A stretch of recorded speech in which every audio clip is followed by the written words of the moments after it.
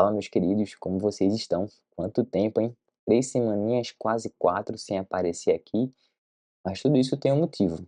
Demanda de trabalho, demanda física e psicológica, tá?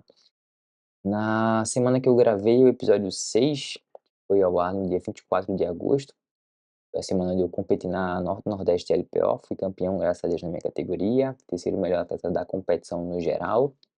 Quando eu voltei, eu já emendei, tirando férias de 2 professores em um dos boxes onde eu trabalho, né. Eu trabalho dando aula só de LPO, mas quando precisam de mim no cross, eu acabo cobrindo os professores sem problema nenhum. Porém, como foram 2 professores de uma vez, um pela manhã e um à noite, então foram dias aí acordando muito cedo, dormindo muito tarde, aquela rotina que a gente já conhece do profissional da educação física, e seguindo treinando ainda, enfim, não estava conseguindo descansar direito. Isso acabou me gerando uma fadiga tanto física, por causa dos treinos que eu venho fazendo para competição, quanto psicológica por não estar conseguindo dormir bem. Eu estava sem ânimo para gravar qualquer coisa aqui para vocês, e aí eu decidi ficar off esse tempo, cumprir só minhas demandas de trabalho no box, e semana passada encerrou, graças a Deus. Então tô voltando hoje aqui a gravar para vocês, tá bom? Por isso até que eu não abri caixinhas recentemente no meu Instagram, porque eu já tinha perguntas acumuladas que eu estava devendo a resposta. Vou trazer ela aqui hoje para vocês nesse episódio de número 7. Hoje sem café, porque eu já tomei meu cafezinho mais cedo, então vamos embora para mais um vídeo. E claro, aquele ritual de sempre para ajudar a tornar o meu canal menos irrelevante para o YouTube. Deixa o like nesse vídeo, se inscreve no canal e ativa o sininho para receber as notificações toda vez que tiver vídeo novo. Vamos embora. Primeira pergunta, Lucas Miyasato. Quais os fatores que levam uma pessoa a não utilizar uma sapatilha de LPO? 2 pontos. Primeiro, financeiro. Segundo, necessidade. Tá? Em relação ao financeiro, a gente sabe que sapatilhas de LPO têm um preço elevado, principalmente porque elas não são vendidas aqui no Brasil por marcas famosas como Nike, Reebok, Adidas. A maioria que chega aqui nova é importada de pessoas que viajaram e trouxeram para vender, ou que viajaram e trouxeram e não ficou bom no pé e coloca para venda. E até mesmo sapatilhas usadas. Muitas vezes a galera usa, mas usa muito pouco, acaba deixando de lado e põe para venda. Então muitas sapatilhas usadas também estão em perfeito estado de conservação. Já peguei muitas assim para vender até para uso pessoal. E o preço acaba sendo também um pouco elevado. Então muita gente acaba não tendo dinheiro, porque também não tem necessidade, entendeu? Assim, se a pessoa é atleta de LPO, ela vai comprar, é uma necessidade, por mais que pese no bolso, ela vai precisar daquilo. Agora, pô, tu treina cross, tu treina LPO mais esporádico, não compete, gosta só de praticar modalidade, não tem realmente a necessidade, tá? Você pode utilizar um sapato de sola plana e mais dura, para poder fazer a modalidade, não usa sapato de corrida, e vai atender muito bem. E pra galera que faz cross, por exemplo, que tem que mesclar LPO, corrida, outras coisas, não faz sentido você usar a sapatilha para fazer o treino de cross. A não ser que você vai fazer aula de LPO e você queira usar. Então os fatores principais acabam sendo esses, né, financeiro e necessidade. Obviamente que é o melhor calçado para praticar o LPO, tá disparado. Se não fosse a galera do LPO não usaria para competir, todo mundo usa, então ela tem um uso e esse uso é importante.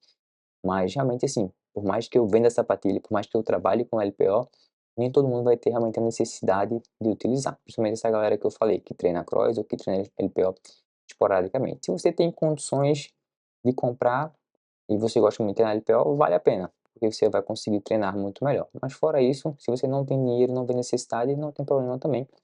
Vai com um calçado de sola rígida e plana que vai te atender muito bem. Próxima pergunta, Ítalo Barroso. Poderia explicar por que a contagem em libras dá mais? Por exemplo, indo pelas cores e pesos de cada, daria 192 quilos. Libras deu 195 quilos. Pô, ele tá falando aqui da carga da barra do Malheiros, que ele fez um crime pesadão que deu bastante repercussão no World Fitness Project. E, cara, é bem simples. Porque o cross é dos Estados Unidos. E lá a gente sabe que o sistema de medidas é diferente. Eles não usam quilos, usam libras, usam onças, por exemplo. Eles não usam metros nem centímetros, eles usam pés. Eles não usam quilômetros, usam milhas. Então, por causa disso, acabam utilizando aí a libra ao invés de quilo. E aí, para conversão também, tem uma questão de arredondamento e facilitação na hora de montar a barra, né, e somar o peso. Então, por exemplo, eu peguei aqui para vocês Uma libra dá 0,453592 quilos, então dá menos de meio quilo. Se você for pegar 10 quilos, que seria a anilha verde, daria 22,0462 libras. Então, para facilitar, eles arredondaram para 25 libras, que daria aí 11,3398 quilos. Então, como o esporte é de lá, eles vão dar preferência à conversão de peso que eles usam lá. O peso que eles arredondam aí.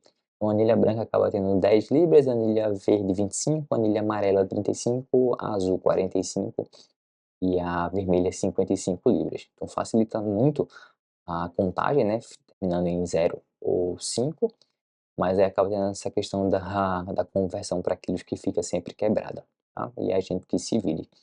Mas, graças a Deus, o LPO é o esporte olímpico e a IWF usa em quilos. Então, por mais que tenha competições de LPO lá nos Estados Unidos, eles usem outro sistema de medidas, quando tem competição oficial, eles usam quilos conforme manda a IWF. Tá? Mas no cross, por ser um esporte de lá, acaba tendo muito essa questão de usar o sistema de medidas usado lá nos Estados Unidos. Eles não é basicamente isso. Paulo Sérgio EDF, são física, né?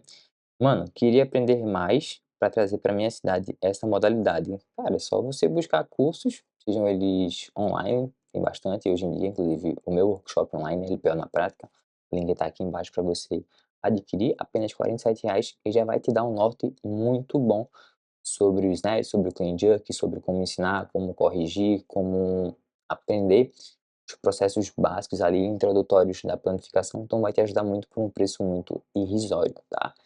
Mas é seguir buscando cursos, formações, estudando bastante, tá? Saindo da sua cidade para fazer cursos e investir, tá? Porque se na sua cidade não tem alguém que faça isso, você vai ser o primeiro e você já vai ter chance aí de se tornar uma referência na modalidade na sua cidade. Muito, muito importante. Então tem que sair para buscar conhecimento, aprender. E a melhor forma foi o que eu fiz lá em 2017. Comecei a fazer clínicas. Em 2018 comecei a viajar para fora daqui do meu estado para buscar cursos. E tô aí nessa pegada até hoje. Graças a Deus, hoje em dia o esporte tá maior. Então tá vindo muito, muito curso bom aqui para o meu estado. Então pra galera que já quer aprender agora, né, que tá hoje em dia trabalhando com educação física ou estudando educação física aqui no estado, consegue ter acesso a bons cursos, porque a galera vem para cá, então não precisa fazer o investimento de sair daqui e ir para fora, então já barateia bastante. Mas se não é o seu caso, cara, tem que investir aos pouquinhos e buscar conhecimento, beleza? Estudar é o melhor caminho e investir em conhecimentos sempre rende os melhores, certo? Eduardo Amendonca. Esse espaçamento dos pés no início tão estreito, é normal isso? Um lifterzinho ajudava nesses 200? Isso aqui também é sobre os 200 quilos de clean que o Malheiros tentou 2 vezes, mesma prova lá que eu falei na pergunta anterior, o World Fitness Project, né, que ele fez 195 e errou 200. Cara, vamos começar por essa questão dos pés estreitos na saída. Não tem tanta relação com a base de recepção.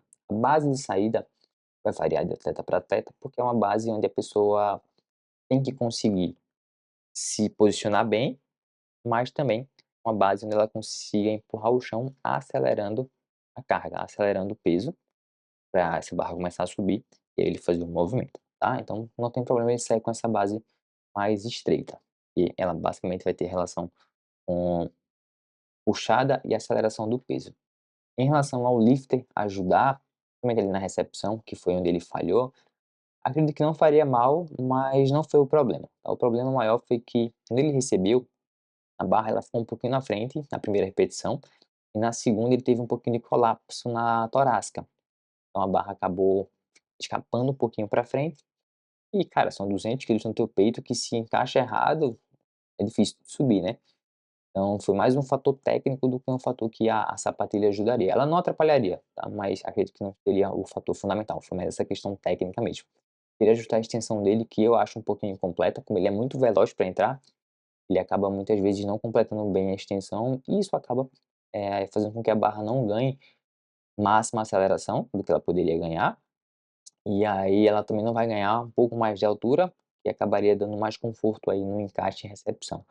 Acho que foi mais um detalhe técnico do que um detalhe que a sapatilha resolvesse, até porque o Malheiros treina sem sapatilha e ele consegue fazer cargas excelentes, absurdas, com boa postura. acredito mais que tenha sido esse detalhezinho técnico por serem 200 quilos no peito, né, amassando, é peso pra caramba. Não sei nem o que é 200 quilos no peito, nem nas costas. Ah, ele, né, nunca agachei. Back com 200 só tirei do chão fazendo deadlift, né. Então é basicamente isso. HRRY_LPO, Hugo Henry LPO, futuro atleta aí da Bahia, promessa. Sigam esse atleta que ele é fenomenal, sou fã, viu. Cara, vamos lá. Primeiro você tem que entender que a barra tem uma trajetória específica, tá? Vai ter variações de pessoas para pessoas, mas basicamente é um S invertido. Como é que você melhora esse percurso da barra? Primeiro ponto, mantendo ela mais próxima do teu corpo. Eu gosto muito de trabalhar ali, pedindo para a pessoa raspar levemente a barra na perna, não tem problema esse levemente, porque o atrito gerado não vai desacelerar tanto a barra, diferente de esfregar a barra na perna, tá certo? Mas o ideal mesmo seria você tangenciar a barra na perna, ou seja, ela passa o mais próximo possível, mas sem encostar. Se você conseguir fazer dessa forma, perfeito. Então, manter a barra mais próxima de você. Mas também saber se posicionar muito bem em cada fase, seja lá saída, primeira puxada, transição, segunda puxada, extensão e entrada. Quando você oscila muito nessas posições, a barra muda bruscamente a trajetória dela, muda bruscamente esse percurso e sai muito do S invertido que a gente busca. E aí você acaba gerando forças horizontais, compensações que vão fazer com que o movimento tenha problemas. Muitas vezes o movimento ele é ruim na recepção, não é porque a recepção está ruim, é porque a saída foi ruim, entendeu? Então, muitas vezes um erro de posicionamento em uma fase vai gerar um erro em outra fase. Então, trabalhar muito essas posições de forma correta. Eu gosto muito de trabalhar, por exemplo, pausas. Você pode fazer trabalho de snatch, de clean com pausas, né? Abaixo do joelho, acima do joelho. E finalizar, você vai conseguindo trabalhar bem essas posições mais corretamente e consegue melhorar aí esse percurso, essa trajetória da barra, deixando o teu movimento o mais limpo possível, tá? É treinar e treinar bastante e repetir até ficar o mais limpo possível, tá certo? TainaOliveira.adv. O que você pensa sobre espaçamento nos movimentos de LPO?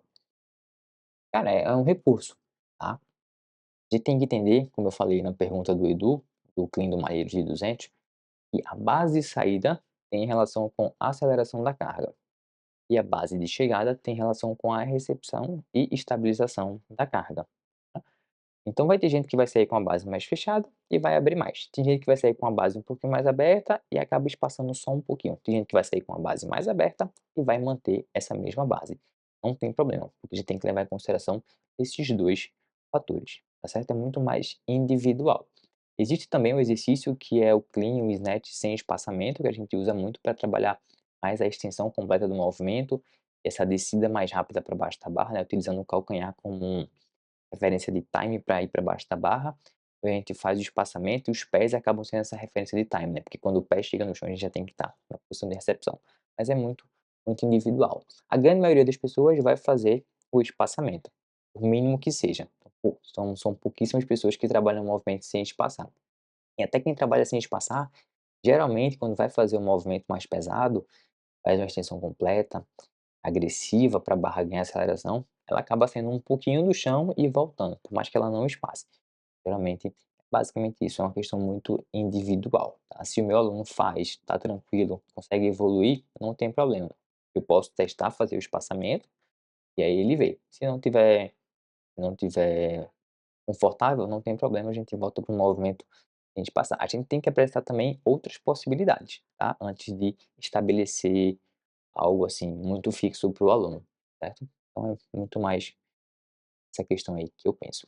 Mais uma pergunta do Edu, Edu Mendonca, onde normalmente se consegue cargas maiores, hang, high hang ou hip snatch barra clean. Geralmente do hang, tá? Em suspensão acima do joelho. Aí tem uma relação muito grande com o espaço que você vai ter para acelerar a barra. Tá? Por isso que muitas vezes a gente fala que o movimento completo é onde a gente vai fazer mais carga. Tá? Porém, o movimento completo tem mais fases, então tecnicamente para algumas pessoas é mais desafiador. Quando a gente faz em suspensão acima do joelho ou do quadril, a gente diminui as fases técnicas e deixa o movimento mais simples. Então, no começo do aprendizado, a pessoa vai começar a ter cargas maiores dessas posições mais altas. À medida que ela vai aprendendo os movimentos, aprendendo a parte técnica, ela vai conseguindo fazer cargas mais altas de posições mais baixas, tá? Mas entre essas posições suspensas, geralmente acima do joelho, a gente vai ter maior carga levantada e também por uma questão de contramovimento, né, você vai ter um espaço maior também para poder descer, então gerar aí uma um alongamento das suas fibras, e aí na volta na extensão você vai conseguir liberar essa energia elástica, né, da musculatura, transformando também em força mecânica, fazendo essa barra subir. Então geralmente é aí da Hang, certo? Penúltima pergunta, coach.berzinho, minha carga de clean jerk estagnou e não consigo passar. O que devo fazer? Cara, você tem que analisar os seus movimentos, analisar o seu clean jerk, analisar o seu agachamento, fazer correlações de carga para ver se você não tem algum déficit de força, ou algum déficit técnico, ou algum déficit em ambos, e aí definir o que é que você tem de fraqueza para poder trabalhar essa fraqueza e fazer o seu movimento voltar a evoluir. Basicamente isso. Toda vez que a gente estagna em um movimento, toda vez que eu vou começar uma prescrição de algum aluno, eu sempre faço as relações de cargas, eu sempre faço análise dos movimentos para poder identificar pontos fortes e fracos de cada indivíduo, poder atacar as fraquezas para que ele continue evoluindo. Então, no seu caso, basicamente tem que fazer isso, uma análise dos teus movimentos para ver onde é que você está tendo pontos fracos, seja técnico ou força, e aí conseguir atacar esses pontos e voltar a evoluir. Se por acaso você não souber como fazer isso, chama lá no direct do Instagram, pra gente começar uma assessoria, eu vou te ajudar a melhorar esse teu clean jerk na hora, beleza? Última pergunta, Eduardo A. Mendonça, hat-trick de pergunta, hein, Edu? Vai pedir música no Fantástico. Conta um pouco sobre preparação de atletas de outras modalidades com LPO e sobre a PrEP do Fofo. Quem não sabe, o Fofo é um amigo meu que joga futebol americano pelo Recife Mariners, atual campeão brasileiro, né, da modalidade, e também atleta da seleção brasileira de futebol americano. O que a gente faz é um trabalho muito básico de preparação, utilizando as ferramentas do LPO, né. Então o que eu tento fazer com ele é isso, é o básico muito bem feito. Eu não sou nenhum grande especialista em preparação física, certo? Esse é o primeiro ponto e eu sei muito bem disso. Então, o que eu tento fazer com ele é um trabalho básico bem feito. O trabalho de pliometria, o trabalho de potência ali utilizando o LPO como ferramenta, e um trabalho de força utilizando principalmente o agachamento costas. Então minha ideia é melhorar a potência dele e melhorar a força dele para que ele consiga desempenhar bem seu esporte específico. Eu não tento fazer nada que eu não saiba, porque minha intenção não é atrapalhar, mas sim ajudar. Então, se eu não sei algo, eu não vou inventar. Vou trabalhar muito bem com o que eu tenho, tá? E no caso dele, ele já praticou cross, então ele sabe fazer snatch, sabe fazer clean jerk, então eu posso trabalhar mais variações de LPO. Mas se você não sabe, não tem problema. Power clean é o movimento mais básico. Hang power clean é o mais básico, ainda saindo ali em suspensão acima do joelho. Então, um basicão que todo mundo acaba utilizando aí em outras modalidades quando vai fazer LPO para preparação física, tá? No caso do FOF, eu trabalho o power clean do chão, trabalho às vezes push press, trabalho às vezes muscle snatch, trabalho muito alto, né? E o agachamento costas pesado ali para manter a força dele alta, a potência dele alta e ele conseguir desempenhar bem no esporte específico.